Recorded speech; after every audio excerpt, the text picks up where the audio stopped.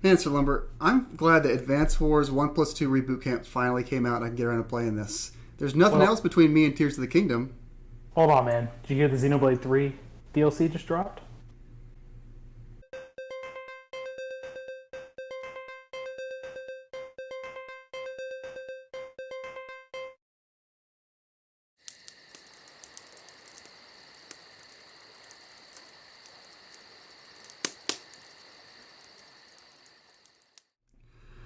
Ahoy and welcome back to their Bonfire Chat. Sir Lumber's joining me again as always. Today we're going to talk about Xenoblade Chronicles 3 Future Redeemed.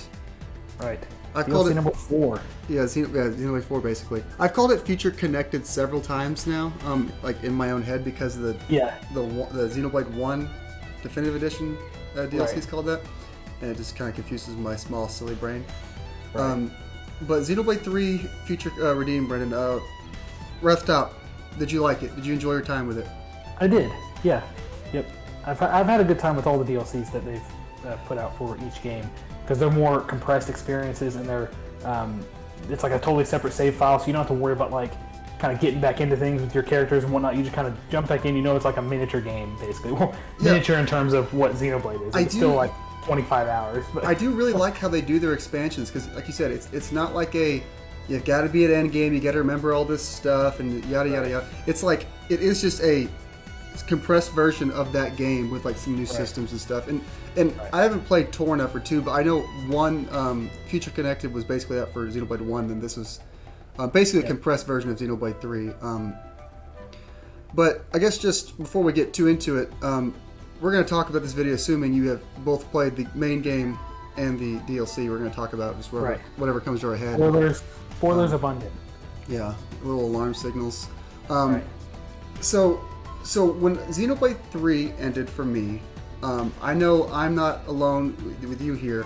I thought the story, while had some cool spots, I think it left a little bit to be desired for me.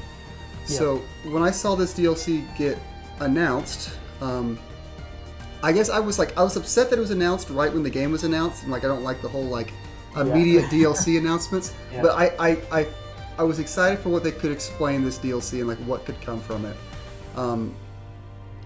That being said, I think I did come out of this DLC with just as many questions as I did answers, and they just didn't answer. They answered some stuff, and they just made up other stuff and did not answer it as well. Yeah, I mean, so two things. So they did contextualize some things more. Yep. Which, okay, it added some to the story for me, like the overall thing that they were trying to do. However, it does not do anything to change the ending of Xenoblade Chronicles 3, which I didn't think it would because it's a prequel, and I didn't see how that would make sense. That honestly, all it did was add context, and then yes, it did add more questions. Some strange questions. Some unanswered from the base game, and some that it introduced in the DLC and didn't address in the DLC. So it's like, and it's kind of par for the course now, I guess, for these games. They're not fully, they don't put everything in front of you, which is good and bad. I mean, some's left to creativity, some is like, okay, you could have just told me, like, what this means, but... Yeah, so to kind of get into, like, what this story's about, when you play Xenoblade Chronicles 3, I would say maybe, 20, 30 hours of the game, you get to this place called the city, right? And the city farther along than that, but let's just say dozens of hours in. It is, yeah. You get in this place called the city, and the whole point of Xenoblade 3, you have these two warring like factions, the Agnians and Kevesians. Agnes and the Kevesis. Kevesis, yeah, that's what it is. And they're like warring in this like never-ending eternal battle of bloodshed, yada yada. So you find this city, and it's like this like regular people. They have like children, and they live like normal full-length lives and all that stuff. Yeah. Anyway, so you find this area, and there are these 6 statues, basically, of like the founders of the city. Basically, is what is presented to you as, and that's what this DLC is. You're playing as these people from the past, right? Right. So thinking about that, there's some cool stuff that could happen here. You get to see some like ancestry from some of the base characters. Like for example, Noah. You end up finding out that like his great magical past grandfather, founder of the city, is Matthew, who you're playing as in this game. Yeah. And his great grandfather is the was it N? the bad guy from the base game. So like this whole weird that specific relationship is hard to explain because it's like Noah is N, and so what is his relationship to Matthew? Is he Matthew's great grandfather, or is he the grandson of Matthew? Yeah, it's hard to kind of stuff like that is stuff that I feel like they don't quite give it all to you. They kind of want you to like make up your own narrative there. But I was happy to play as these 6 characters, and they reveal to you that some of these characters are characters we had in the past, which brings in more questions because you bring in Xenoblade 1's protagonist Shulk and Xenoblade 2's protagonist in Rex. Right. So that was cool. I was like, oh, what are we going to see here? Why are Rex and Shulk in these worlds? Oh, the worlds have combined, or they haven't combined. All these cool questions. Don't think we quite get those answers 100%. But no. Were you happy to play as Rex and Shulk, though, to have them on your team? Oh, yeah, it was cool, even though I tend to stick as one character in these games, and it usually is the one they give me first. Yep. And so I played as Matthew, and which was a good thing because he has, uses the beat-em-up fists. I think he was the most fun to play. His arts came Yeah, it was fun. He recharged really quickly, and I spec'd out everyone the way they should have been, so that was fine. And then I would lightly control other characters occasionally, but it was cool to have them back on the team. And Shulk has really grown out his hair.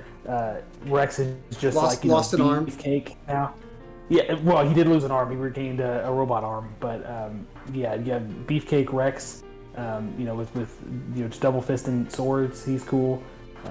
It was. I like the fan service in that regard, and It was hard to go wrong there. Where those are as far as I'm concerned, they're well liked characters. So it was cool. And then they introduced some new ones too. So so I want to get just this one last thing before because I don't want to be too negative on this, but I do want to get out some of the strange what I consider cutting corners of the Xenoblade 3 story in general.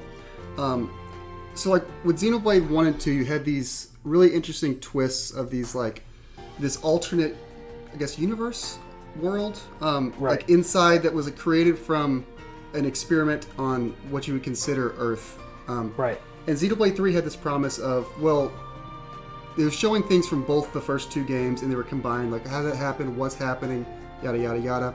And then when this DLC gets announced, and the first thing you see in this DLC is your main character from 1 and 2 fighting, essentially, AI God. Right. And you're like, man, this is going to be some crazy stuff. What's the big twist? Yeah. And it never fully explains it all to my... Yeah. That's the thing. It doesn't just lean into it fully and just explain. Give me the explanation. It's they're right there and then they just don't explain it. It's almost it almost makes me wonder if they just there's one option. Either they just want you to make up your own connect the dots yourself, or we didn't have a good answer for this, so we're going to leave it a mystery kind of thing. Right. It's only because in my head I can come up with good answers for these things, but that's not the canon that they presented to me. So it's okay, I guess it's just not what it is. Like I said, I don't want to get too negative about it. I still enjoyed the overall story. I thought it was fun. There were some cool twists. I just don't think they quite knitted it all together like I was wanting the final DLC in this trilogy to do.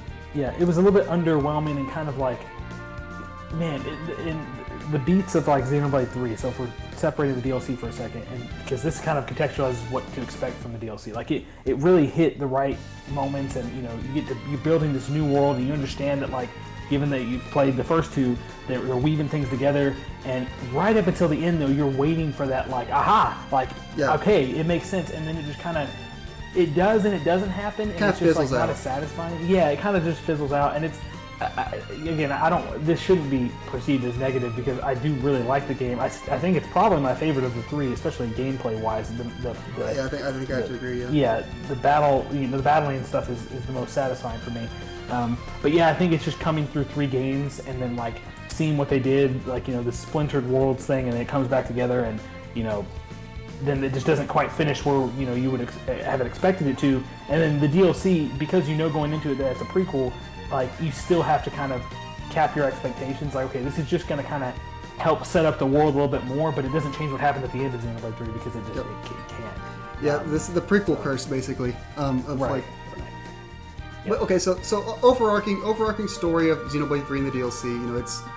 It could have been done a little bit better. What I do think was done very well in both the base game and this DLC, I think the characters and their relationships and their conversations felt really real. That sounds dumb. Yeah. But they're really well written, authentic good conversations. I like the characters. So the characters, I'll just name them off real quick. You've got Matthew, which is essentially Noah is your base character from 3. It's like his ancestor.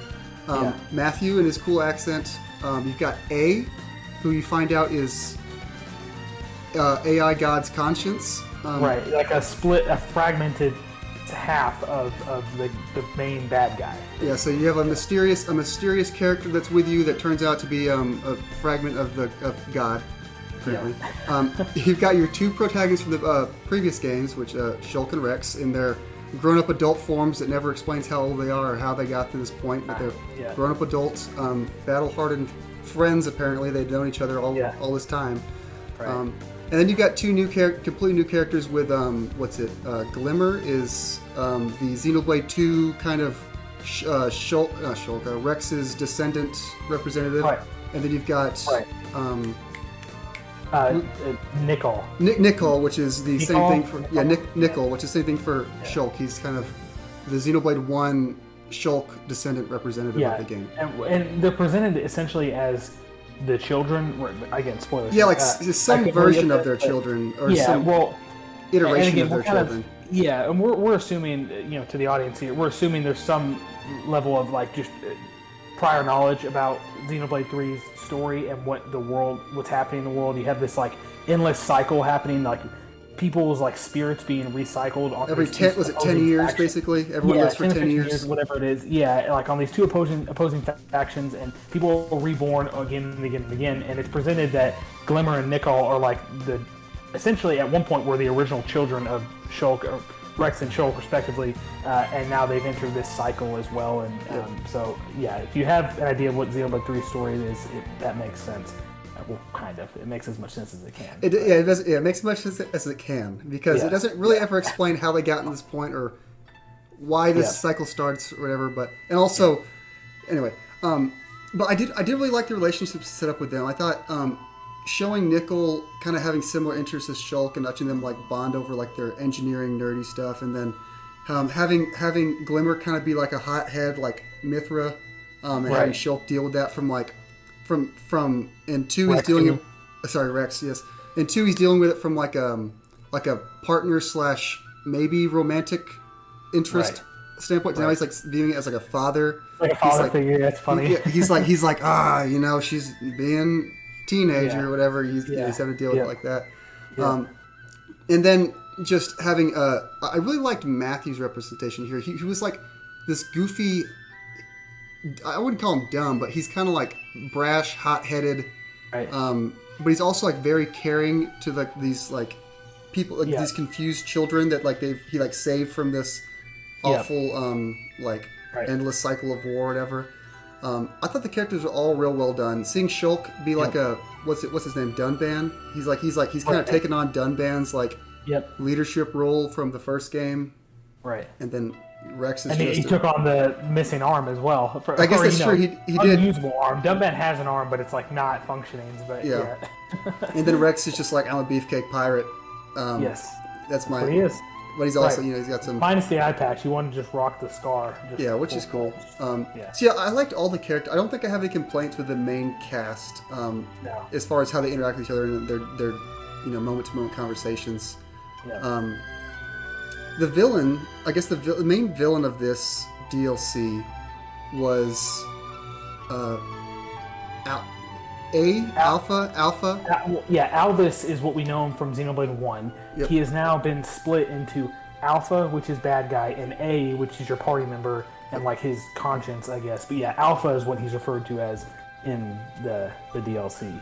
He's big bad guy. Yeah, so you never have Alvis as a party member in 1, but he's like in the background. He has big story implications. And in this, the way it looks at it, he's split into 2, and your party member is like all his human experiences with Rex in the party, and like you get a good character out of that. And then you have this mindless, controlling AI thing as the main villain. The classic. Honestly, it is pretty like unimaginative sounds harsh, but like it's real standard RPG fare. I'm Yeah. bad guy, but I have good intentions. I want to make new world. Of course, So I yeah, destroy yeah. this one and I make new one. And I restart. Yeah. That's it. That's the whole thing. That's like we can. All right, later, Zach. We Yeah. finished the whole discussion because that's the whole. And I think that's the whole that story. that was my like main complaint with the story was I have built up such high expectations for the twists and the storytelling of the first two games that this one just felt a little rote in some places. They kind of like connected some dots where they wanted to, and they didn't connect some. But overall, it's just it's a pretty standard get to the end, fight God, beat God, save the world story. Yeah, so I guess, and I know maybe we can talk about it now, I guess, if you want, but like it does beg the question: was it necessary, like, to make this DLC? And if you just wanted more Xenoblade, that's what you're gonna get. They streamlined some stuff that we can talk about, but like you get the same kind of Xenoblade experience from a story standpoint. They contextualized some stuff. They added some nuance of things and just background for things that were just referenced in the main game. Cool. The argument could be fairly made that the DLC, from a story standpoint, didn't really need to happen. Yeah, it just didn't change anything. It just kind of added little details. You triggered something in my head when you said that. Like, I felt a little, like we mentioned in the beginning, like how a little upset that they kind of promised a DLC that would, what I thought would explain some plot holes in the main story. Yeah. They could have I get that they want to sell an extra DLC and expansion, blah, blah, blah, more money. But they could have interweaved some of these notes from the DLC in the main game, and that would have just made the main game story that much better. If you had some of these little details, whether they be from flashbacks or maybe like some side gameplay segments, they could have kind of interweaved Shulk and Rex's contributions to the story. You know what's weird? You say that, and I think about Torna, which is Torna the Golden Country, is the Xenoblade 2 DLC, the big story expansion. They did just that. They reference pretty heavily like what happens in the past, because it's another prequel DLC for Xenoblade 2. Now there are characters that are like, "Ooh, I'm the hooded guy." Like you don't know who certain characters are that are being that are in the flashback, but they do directly reference like specific scenes and interactions and things that happened in the Torna DLC. So yeah, it's interesting that because they, given how important Rex and Shulk obviously are to the lore of these games, like they are the protagonists of their respective games. They could have been a bigger presence in the main game rather than just let's kind of shove them into DLC and then also find a not so clever way to kind of let them be gone in the DLC. They kind of created the need for the DLC by not just including it in the story. But it would have been much more satisfying. Which I mean, we've already kind of said it. Like put the stuff in the main game first. Make that game what it needs to be. There's no reason to cut certain things out. I don't have a problem with meaningful expansions, but I am questioning right now, especially just as we're talking about it, if it really needed to happen. I had fun with it, but did it need to happen? Maybe not. Yeah, and it was weird because like in the base game you have the I guess the what they call them, the queens, the Kavesi queen and the Agnian queen, which is Nia and Melia. And then in this DLC, you've got these like your main heroes from this game, when Rex and Shulk, and it never really shows how they're connected in these games. Yeah. Like, and you know how they're connected in their respective games. Exactly. You have Melia with Shulk in Xenoblade 1, you have Nia with Rex in Xenoblade 2. You know the importance of those characters. Even in the DLC, when it brings the other half of those four characters into the fold, it doesn't combine them. And that's what I just feel like. Sure, it's real fan servicey. That's what I wanted, though. Like, it would have been a way to tie things together. Yep. Like, it would just been. It was fan servicey in that, like, the whole DLC, you're walking through basically old areas and ruins of old places, and there's a lot of cool stuff. Like, you get to go see Colony 9, which is cool. Right. I thought that was probably one of the coolest things, is that they just dropped that in the center of the map, and like that's your main hub, for Xenoblade 1 too. Also, like that's where you start in Xenoblade 1. I was like, this is really cool, but. And was the music from that first big field where you get all your characters? Was that like Gower Plain? Like, was that the music from that? I don't remember, honestly. Yeah, they had some references to like obviously places and music in the game, and like at the beginning of the game, they were talking about one of the characters can play piano for the kids, and they're like requesting songs, and they request this like goofy I forget the title of the song, but it's like something evil monster fight music. It was like a fight from a fight track from Xenoblade 1. They like specifically asked for her to play, which is like a fun little Easter egg that they like. I didn't remember that, honestly. That's funny. Yeah, I'll probably put it on the screen just because it doesn't make much sense without putting it on there. But like it was full of like references and callbacks, and they would like Rex and Shulk would give the context sometimes. Where they'd see an area, he'd be like, "Oh yeah, haven't seen this place in a long time," something like that. And like it was cool to see all that, but like it's like I would also have been cool to just experience that in the base game, and it would have made the base game feel that much more connected. Right. Pardon my Xenoblade words. Connected. Right. Connected, yeah. But it did feel like they had this from the main game and just yoinked it out, kind of put it on the side. Yep. I agree. But all right, so that's. I think I've kind of we got the negatives out. I want to talk about some stuff I did like.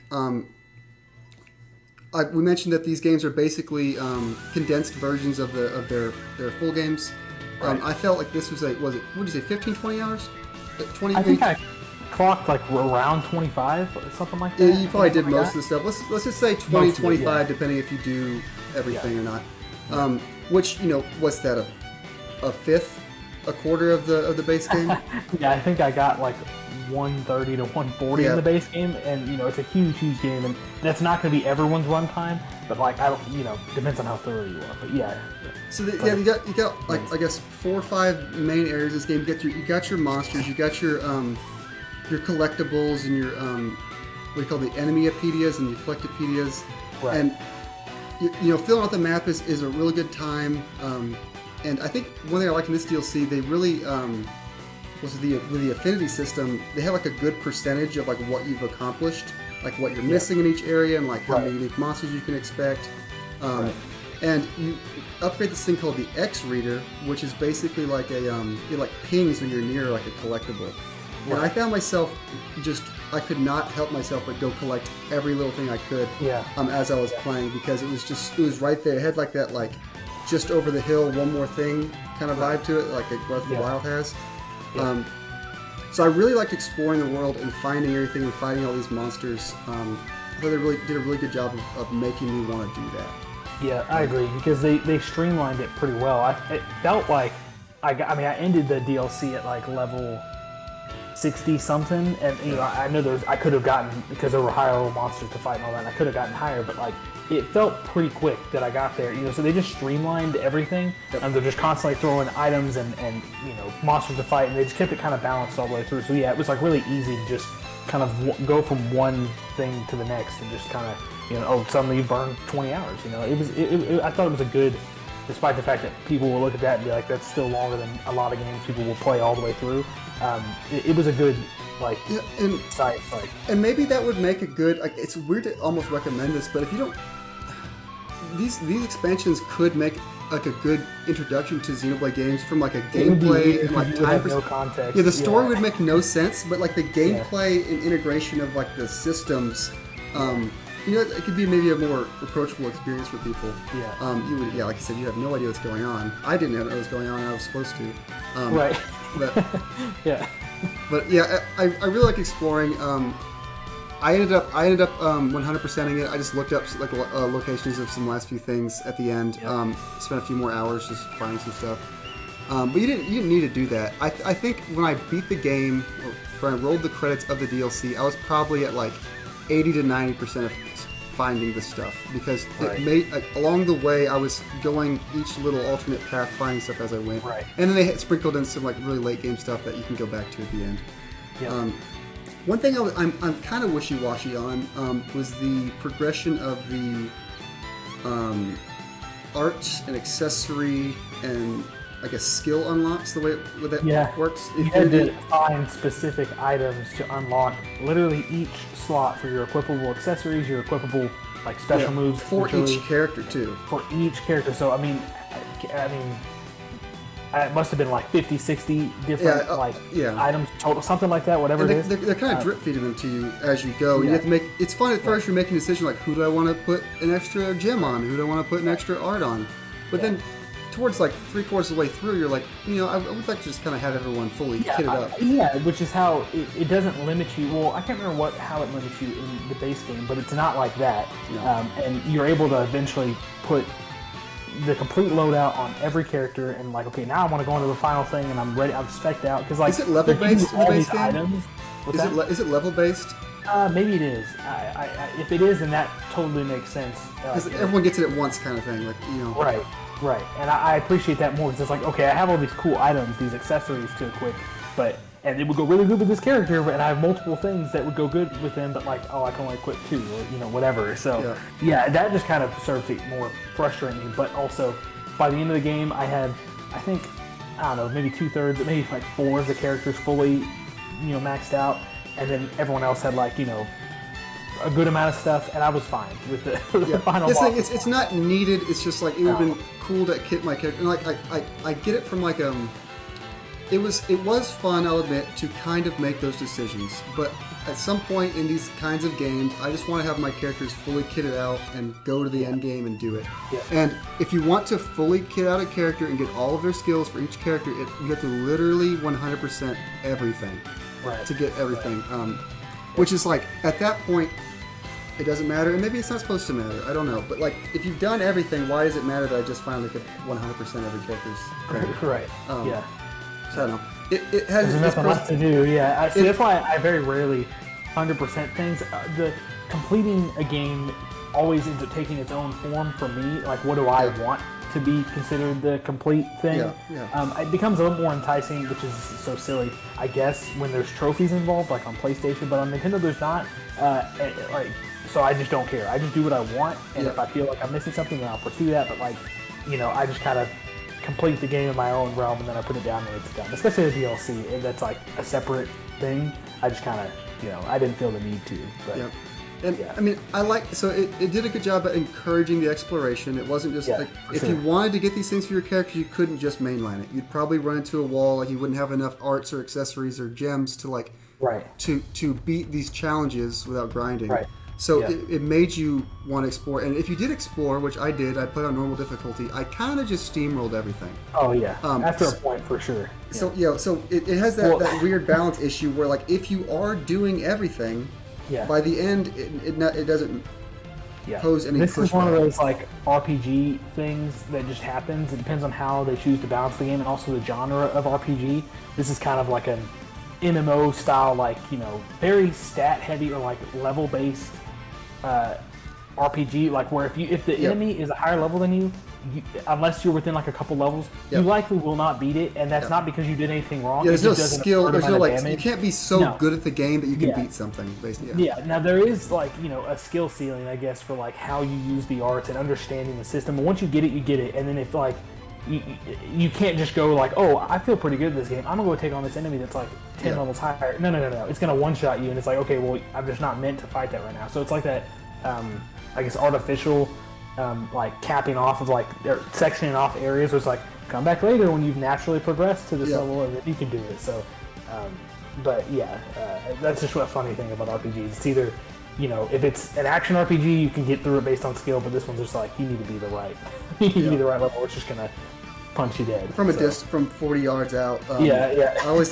love that in this game. If you obviously if you play the game, if something's aggro to you, you're not actually like getting hit by it. They just do an attack, and like if it's locked onto you, no matter how far away it is, it's gonna hit you. That's the mesh between like I guess a more like an action RPG kind of, because it's real time, but also like a turn based, like.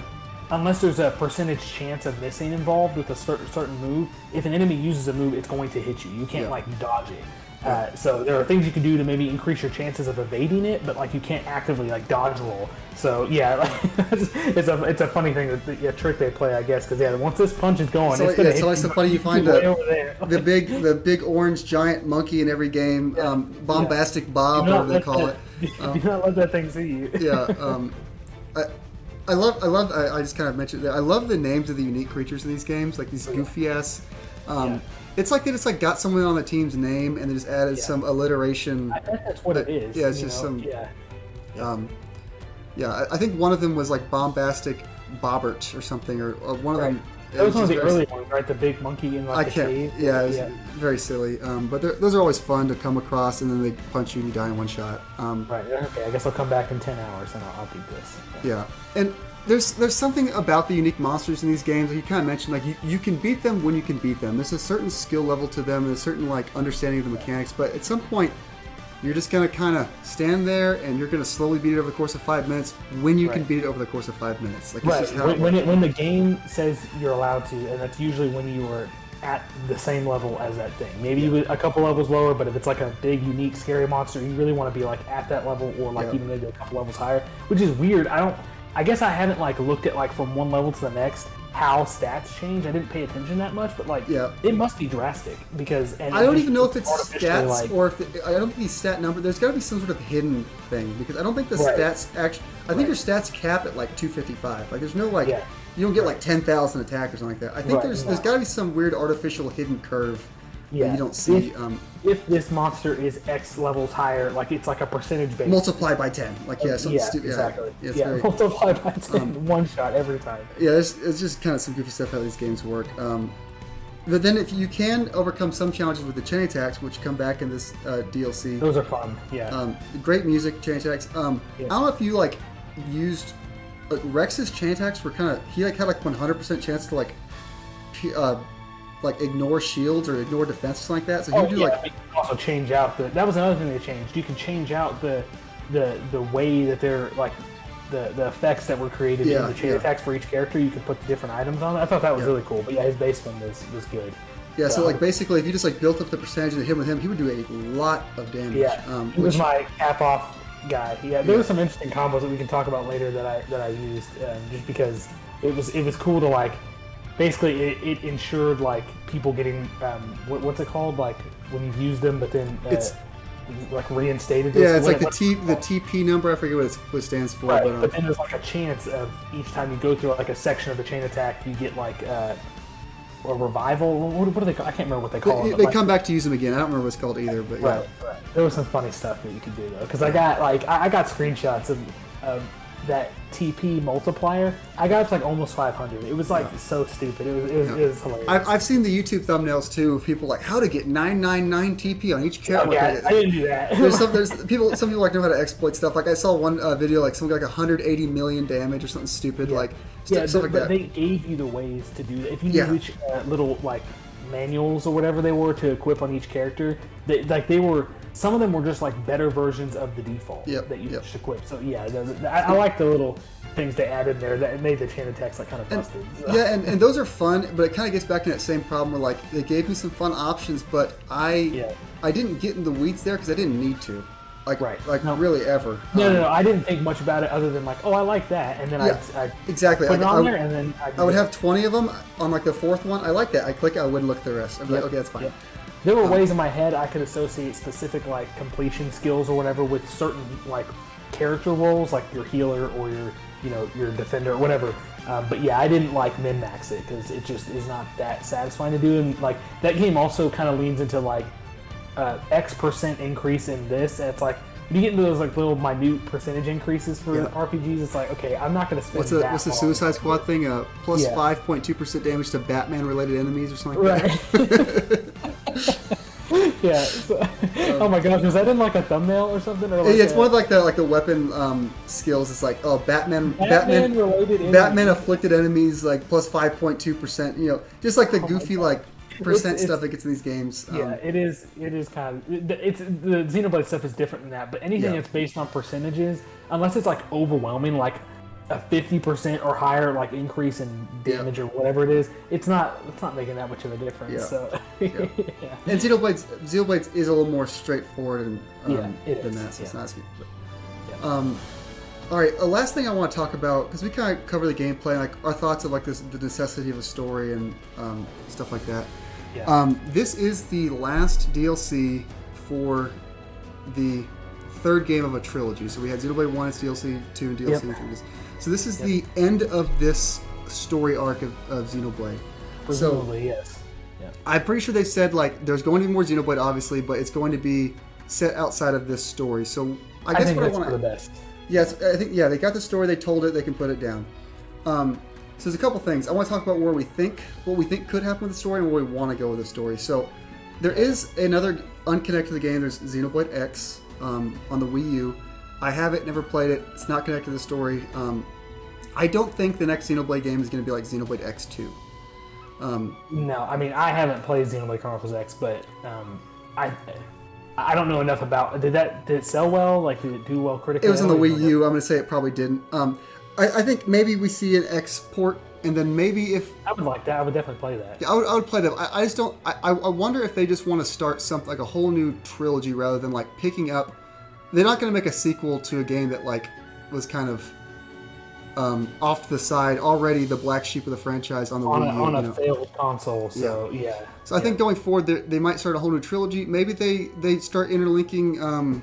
One theory I kind of read that sounded cool to me was in like the end of the Future Redeemed story, there's some pretty heavy-handed references to what's Xenosaga, which is a different.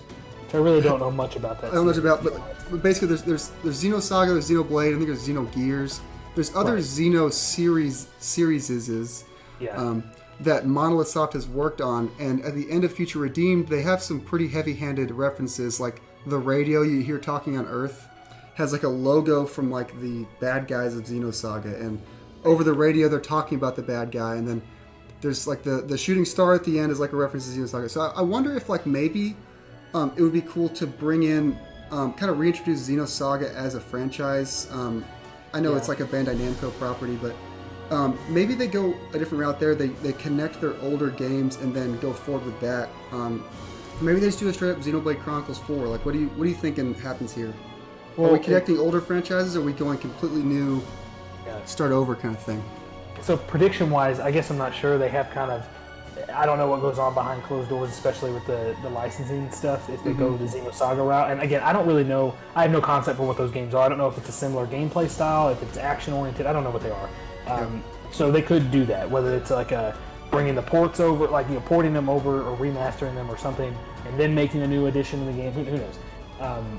But so that's an option. I'm fine with that. If they go the Xenoblade Chronicles 4 route, like a direct named sequel, well, at least in number, first of all, I do think that it'd be good to be done with the story that we have built up over the 3 games. Yep. I don't want it to try to be expanded upon more, despite the fact that I wasn't crazy about the ending. I'm not like, it wasn't the worst story I've ever seen. It was still good. There were things they don't need to make another game to try to fix it. What you're saying? No. And I don't think that they've gotten that feedback at least widely. I think it feels like I just don't. Maybe the game is already too niche, and I haven't like looked into online discussion about that. But I feel like I have not heard that widely that people are not liking the ending, and that's fine.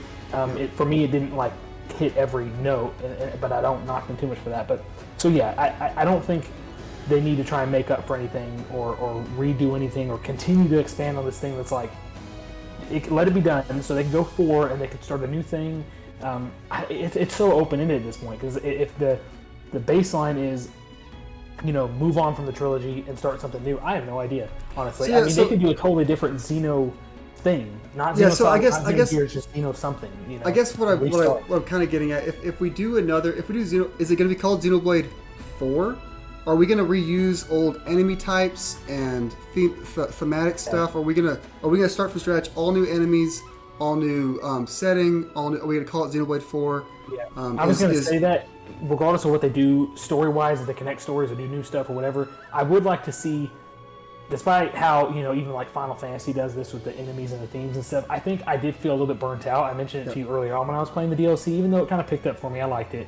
I felt a little bit burnt out by the overall structure and the enemies, and I want it to like just do something fresh, like completely fresh, because I think in the span of, when did Xenoblade Chronicles like Definitive Edition come out? Like 2020? Like I think so, yeah. It was in the span of 2 or 3 years, I put 100 to 150 hours in each one of those games and played the DLC. It felt a little bit repetitive, and like I just would like to see something really change. Yeah, you're fighting all the same enemy types. They're going through in each of these games, which makes sense. I'm not like upset, but I agree with you. If maybe they should take a longer break and kind of refresh the. Take 5 years, take 8 years, do something else and then come back to it. It's crazy to think we got 3 Xenoblade games, a full trilogy and all the DLCs on the Switch. Right. Which in the is span of, if you go back to crazy. Xenoblade 2, 2017, in the Yep. span of less than 6 years, Yep. we got 3 full games and a slew of DLC amongst all of them. Like Yep. that's actually kind of crazy. It's pretty impressive. Yeah. Yep. And all So- pretty widely highly regarded. Like nothing. Yes, there was no and they real should- missteps. Yeah, they should be highly regarded. They're good games. Very long. You have to know what you're getting into. But yeah, I'm fine with seeing something completely new. Whether it's like Xeno, I don't know. I'm trying to think of something funny to say. Xeno Controller. Yeah, Xeno. Yeah. You Xeno did the same Controller thing. 1. Yeah. I don't know what they do, what route they're going to go, but Maybe a new franchise. Maybe not even Xeno. Maybe Yeah. it's a whole new thing. right, exactly. And I'm happy to see what they come up with because they have a lot of good ideas and it's really fun and it's different than a lot of other RPG like genres out there. So they kind of make their own, little like niche of the genre, which is Yeah, cool. I think they've earned some goodwill. I think they kind of deserve to do what they think is what they want to do. So I hope that they have that freedom to like kind of go after what they're thinking. Right. I don't need a Xenoblade 4 in 2 years. I can go a while if they don't come back to it for a console or whatever and come back to it. Yeah. That's fine. As long as Monolith Soft just keep making good games that they're good at making, I'll keep playing them. Right. But yeah, I think we touched everything I want to touch. Do you have any? What was your favorite? Oh, let's see. I can't think of anything. Did you have a favorite like monster from all Xenoblade games? Favorite enemy type? Favorite thing to? What was your favorite? Wow, that's a good question. How about I tell you my least favorite, and then Sure. I'll still think of it. Yeah. I think my least favorite. It was consistent across all the games. There were specific flying enemies that Flying they enemies were are bad. they were so annoying, and I don't know why. I think it's because the fact that they were flying, it made them.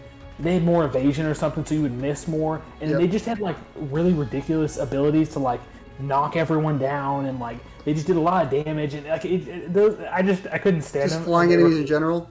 Yeah, flying enemies are really annoying. I think that it was intentionally that way, but it's just based on like how they chose to design them. But man, favorite like type of enemy. I really don't like know, I really like the Brogs just because it's just frog yeah. with a different letter, and they do that a Right, lot. But right. those are just very goofy to me. Yeah. It's just this big giant toad thing called a Brog, Yeah. which is just so. I think the silly. big old gorilla guys are funny. Like Yeah. they're always like in each game. There's always like a insanely huge one. Like Yeah. just that's in like the that's first a- area. right, and his name's like Nathan or something. Yeah, like, it's yeah. something Nightmare really Nathan. normal. Nightmarish Yeah, it's like Nathan. something- it's Level something like 95. really, too close to normal. It's like that was just based on some producer on the game Yeah. or something. Probably like I'll throw Yeah. my name in there. Those guys are funny. I would have to think on it honestly. But a I lot want of to put you on the things, spot, but it's okay. A lot of things feel very similar in how you approach like fighting them. It's just like what other little like maybe sometimes bullcrap stuff with the flying things, for example. Like do you have to deal with? But that could be some design-wise- feedback for a future game. Is basically you interact with every enemy the same. Right. There's no. You're swinging, you're auto attacking, Yeah. and then I really do like these games. They hit that like satisfying, I don't know what Cadence? it's called, but like it's like rhythm based or whatever, but it's not like a music game. It's like you're paying attention to how you're attacking and you're like chaining things together. It's very satisfying. Yeah. But yeah, it does get a little bit repetitive. I'm pretty sure I've like a late night of gaming with one of these games. I've like been half asleep. Oh, yeah. But I was still playing. Like 100%. it's like really muscle memory. So yeah, it's pretty And then they yell, "I'm full of beans!" They're like yelling at you while you're and falling then like, asleep. Okay, I'm awake now. Okay, Yeah. he's full of beans. That's good. Yeah, well, good The stuff. catchphrases, man, that they say throughout each battle, and then in this game, I mean, what was it in Xenoblade and the other two? It was never 6 characters. Having 6 characters Was all yelling insanity. things, it's so funny, man. Just It's all so funny. screaming random. When you get a big, that was one thing. When you get a big fight, so there's like a lot of enemies because sometimes you're only Yeah. fighting like 1 or 2. Sometimes you're fighting like 8. And if you Yeah. get a big battle, sometimes I would pan the camera up, and you Yeah. look down, and there's colors and lights going all across, and everyone's just screaming at these noise. You have no idea what's going on. No I think idea as what's long going as you can stay locked onto your character, right? And I will like move him out so I can at least see him, a little arm movement, and then I could keep in the rhythm. It's kind of impressive, like, first of all, that the Switch could handle that much more yeah. stuff. I'm like consistently impressed with like how Xenoblade 3 turned out, like, and I don't remember, maybe once I had a crash or something, and that was like very like maybe it was the Switch's fault, not necessarily the game's fault. Yeah, but it handled the game very well. I will say Yeah. it's like that was good to see. So and I know they help with Breath of the Wild and Tears of the Kingdom. So I know it's a totally different game, but it just makes me excited to see how that I was game a little nervous I wouldn't be able to get this done before Tears of the Kingdom, but now that it's over, I'm glad I got it done, and I can honestly, like I sat down with it for a few sessions, is what it felt like. And I mean, I guess the first weekend after it came out, I put a lot of time into it, and then it just kind of I got it done. Like it didn't feel like it overstayed its welcome. So that's another good thing too. Yep. So overall, glad it happened. I had fun. Maybe it didn't need to happen. Maybe it could have been lumped into the base game, but at the end of the day, it was all fun.